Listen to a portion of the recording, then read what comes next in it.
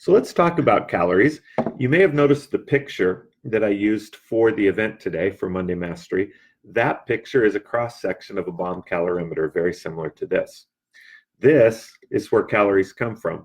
Now listen, guys, I'm going to go through this a lot faster. If you saw me do this in the group or on my personal page last week, this will be a great refresher course because you cannot hear this too many times. You have to understand how this works. But we're going to go through it a little bit faster here because you guys have a whole lot better background in this than most people do. So this is a bomb calorimeter. Let me disassemble a tiny piece of it here that's not going to be relevant to our discussion. It'll just get in the way. Okay. The way a bomb calorimeter works is food is literally burned. Food or anything else that you want to find out the calorie content in is literally burned inside of this device. It heats up water, and that causes a rise in temperature on this thermometer. So inside, if you disassemble it, you'll notice that there is a container for the food to be put in. This is where your food sample goes. Now, right now, I have a piece of styrofoam around the outside that keeps all of this centered and keeps it from bouncing around. But when the styrofoam is removed, this is where water goes. So water goes around the outside, and this, which is called a bomb, is where your food sample goes. Food sample sets inside, surrounded by water. Now we put in this apparatus. This apparatus has a number, let me put it on right. This apparatus has two very, very important things. One is a pair of electrodes, and this goes to a coil. See the coil on the bottom right here? This goes to a coil that submerges in the food sample. And when we apply electricity, it creates heat and causes that food sample to burn. As it burns, the heat releases into the surrounding water, and that causes a change in temperature on the thermometer. This is how we determine calories in food. We literally burn it. And as the temperature rises on the thermometer, we count those degrees.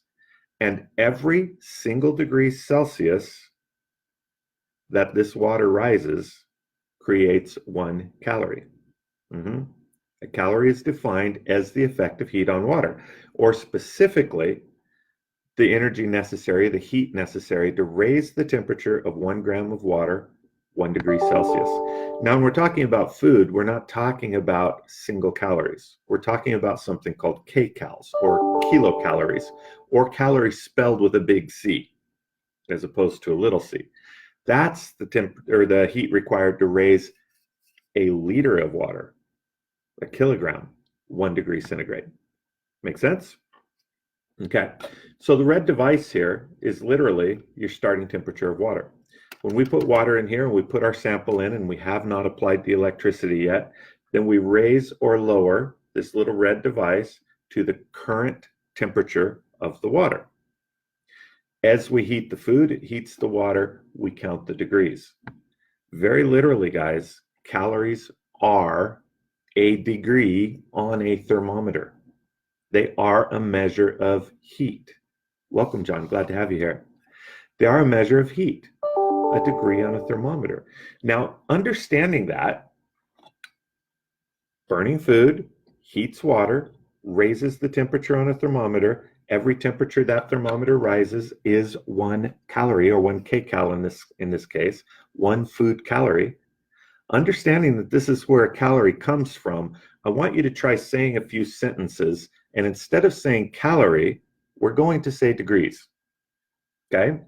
Because a calorie is a degree on a thermometer. Now, when you understand that, I want you to change a few phrases. I want you to say and repeat after me, I ate 240 degrees just now. I ate 240 degrees just now. It's hard to say because it sounds so damn silly. I ate 240 degrees. It makes no sense, does it? That candy bar has 240 degrees in it. Doesn't make any sense. Do you know how many degrees a Whopper has, a Burger King Whopper? It has 660 degrees in it. Yeah, That is enough degrees to heat a 30-gallon bathtub full of water 10 degrees Fahrenheit. Yeah, it's a lot of freaking heat. That's a lot of degrees.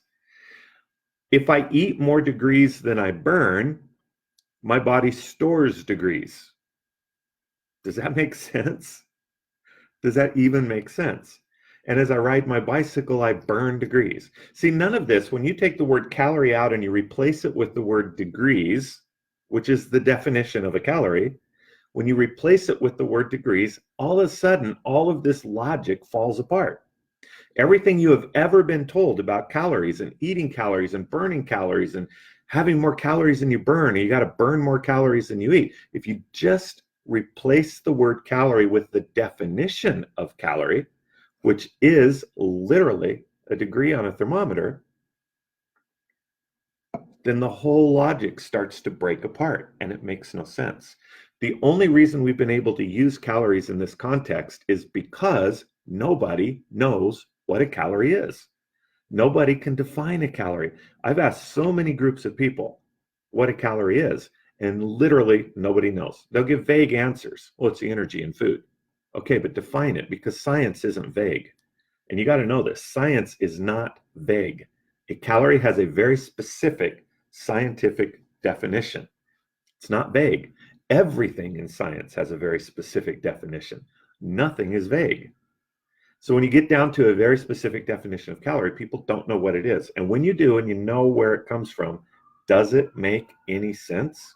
I want you to raise your hand if you think it makes sense that you eat degrees, that you burn degrees, and whether you gain or lose weight is dependent upon how many more degrees you eat than you lose, or how many more degrees you burn than you eat. I want you to raise your hand if that makes any sense to you when I say it that way. And it's the same thing with all units of measurement. It's the same thing with all units of measurement. You cannot drink cups. You can drink water, you can drink Kool-Aid, you can drink orange juice, you can drink anything liquid that you want to drink. Some of it will kill you, but hey, but you cannot drink cups. You see how it goes with the unit of measurement?